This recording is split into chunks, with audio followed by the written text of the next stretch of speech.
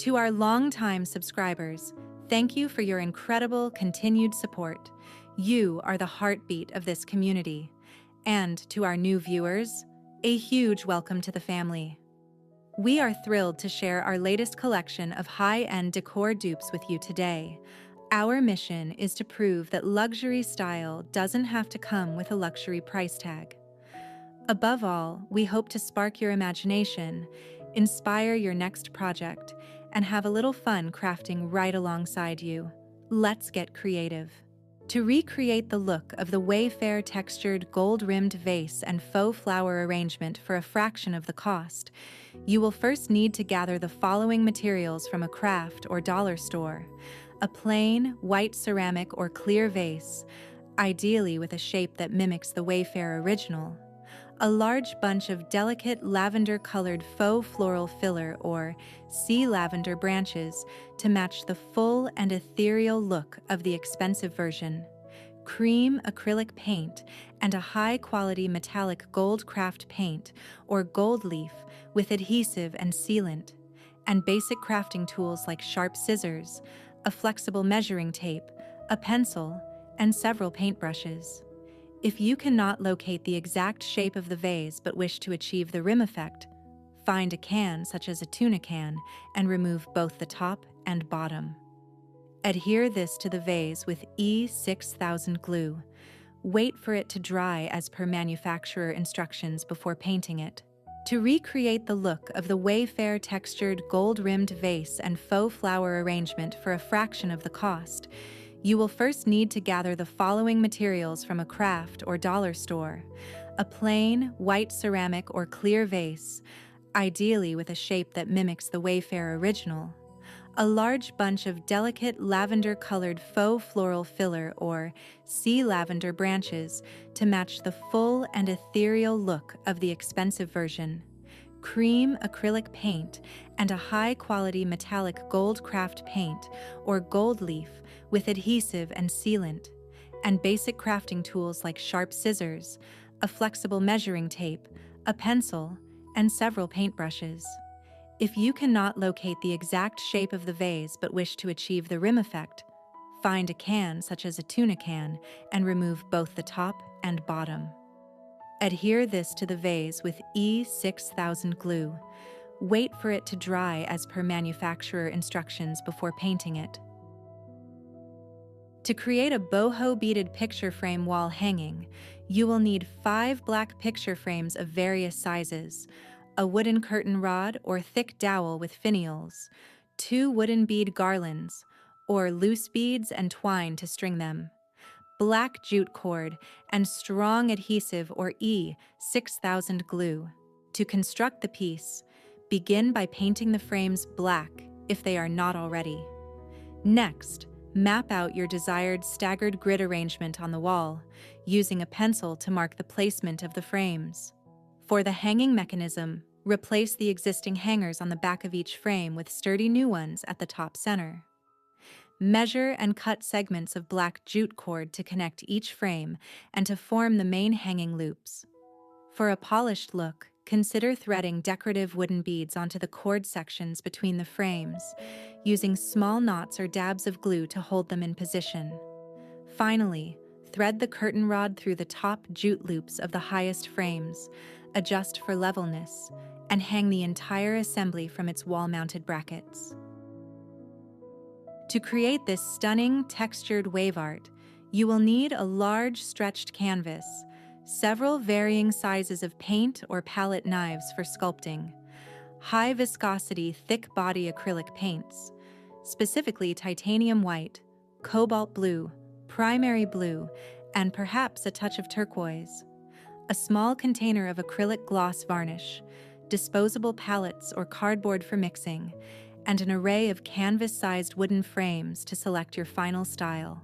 To make the painting, start with a wide brush to lay down the base background colors, creating a gradient from pale sky blue and light turquoise at the top down to the deeper, dark primary blues at the bottom, following the lines of the reference photos. Once this base layer is complete, switch to the palette knives to add the impasto texture, loading them with thick cobalt blue paint to define the central curve of the wave, and then thickly applying titanium white with smaller knives to build up the heavy, cresting sea foam. Referencing your photos constantly, sculpt the crest into deep peaks and crevices for maximum sculptural texture, and allow the artwork to dry thoroughly for several days before applying a glossy varnish for protection. To craft this organic tube vase dupe, you will need approximately 15 to 20 cardboard paper towel and toilet paper tubes, a hot glue gun and glue sticks, lightweight spackle or joint compound, a palette knife, 220 grit sandpaper, matte off-white spray paint, a roll of wax paper, and several faux tulip stems. Begin by gathering cardboard tubes of various lengths and cutting some to create a tiered, irregular arrangement. Stand the tubes upright on a sheet of wax paper and use the hot glue gun to apply thick lines of glue, adhering the tubes together side by side to form a stable sculptural cluster. Once the structure is secure, use the palette knife to spread an even layer of lightweight spackle over the entire exterior surface, covering all the cardboard and smoothing out the tube ridges to blend the joints, creating a seamless, natural, organic form. Allow the spackle to dry completely, which may take several hours, and then gently sand the surface to a smooth, organic finish, wiping away any dust. Finish by applying 2 to 3 coats of matte off-white spray paint to achieve a clean, ceramic-like look. Once the paint is fully cured, carefully insert the faux tulip stems into the tubes to complete your personalized, low-cost home decor dupe. To create this up-styled decor piece, you will need a small to medium-sized plastic pedestal bowl or footed planter to serve as the base structure. You'll also require approximately 2 packs of high-quality air-dry clay and a small cup of water for smoothing. Necessary crafting tools include a metal or plastic palette knife and several sculpting/molding tools, specifically a pointed detail tool and a flatter shaping tool. Finish materials should include a jar of matte or satin finish white craft or acrylic paint, along with a palette for mixing. For the final arrangement, have a selection of faux floral and greenery items on hand, such as ferns, faux ivy, and several stems of faux yellow daffodils. To begin, prepare your workspace and cover the surface to protect it from clay. Start by cleaning and drying your base pedestal bowl to ensure the clay adheres properly. Next, flatten a piece between your palms to about 1/4 inch thickness. Using your palette knife and shaping tools, hand sculpt approximately 20 to 30 individual pointed leaf or petal shapes. Starting at the top edge of the bowl, apply a small amount of water to the base and firmly press your first sculpted leaf into place, carefully blending the bottom edge with your smoothing tool. Continue this process, building the next leaf, ensuring it slightly overlaps. For the second row, adhere the leaves just below the first, offsetting them to create a natural, layered artichoke appearance. Repeat this layering pattern until the entire exterior surface of the bowl is covered, using the palette knife to add realistic, gentle scoring lines and the detailed pointed tool to define and sharpen the petal tips. Use your fingers dipped in a tiny amount of water to smooth out any visible fingerprints or seams for a professional, cohesive look. Allow the entire structure to air dry completely according to the clay manufacturer's instructions, which typically takes 24 to 48 hours. Once dry and firm to the touch, paint the entire piece with 2 to 3 thin coats of the white craft paint, allowing ample drying time between applications. Finally, when the paint is fully cured, fill your newly created pedestal planter with the assorted faux greenery, including ferns and cascading ivy, and accent the center with the bright yellow faux daffodil stems to complete your high-end store dupe decor piece. To recreate the elegant sculpted tulip vessel, you will need several materials in the one paragraph form, which are air-dry clay, like the self-hardening white or terracotta variety shown. A simple cylindrical vessel to use as a core or base, such as an old ceramic pot or even a glass jar, and a set of simple sculpting and smoothing tools.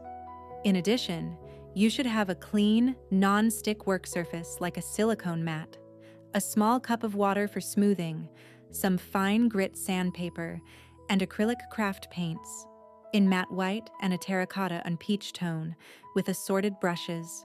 Begin by preparing your air-dry clay and creating a simple cylindrical sleeve to cover your base vessel, ensuring it is a smooth, even layer. While the clay is still damp, sculpt the relief-style tulip design directly onto the pot. Start by forming a long, thin stem, pressing it firmly onto the surface. For the flower head, shape 2 small, overlapping, flattened teardrop shapes and blend their edges at the base to create the distinct bud shown. For the leaves, craft 2 larger, broader leaf shapes with pointed tips, giving them slight texture along their lengths, and apply them on either side of the stem with the curled-in edges depicted. Use your wooden tools and a touch of water on your finger to blend all edges and smooth out fingerprints. Once the sculpting is complete, allow the clay to cure fully according to the package directions. Then lightly sand any rough spots for a seamless finish before applying a coat of terracotta-colored paint followed by a matte sealer to replicate the original aesthetic. To create this sculptural vase dupe, you will need a glass base, such as an old thrifted vase or lamp body, a small amount of crinkled brown craft paper, joint compound, and matte white or off-white craft paint, bringing the total material cost to approximately. To construct the vase, first ensure your glass base is clean. Using a strong adhesive or the first layer of compound, glue crumple up segments of the brown paper vertically around the base to build up the bulbous, ribbed form, making sure to define the deep vertical folds.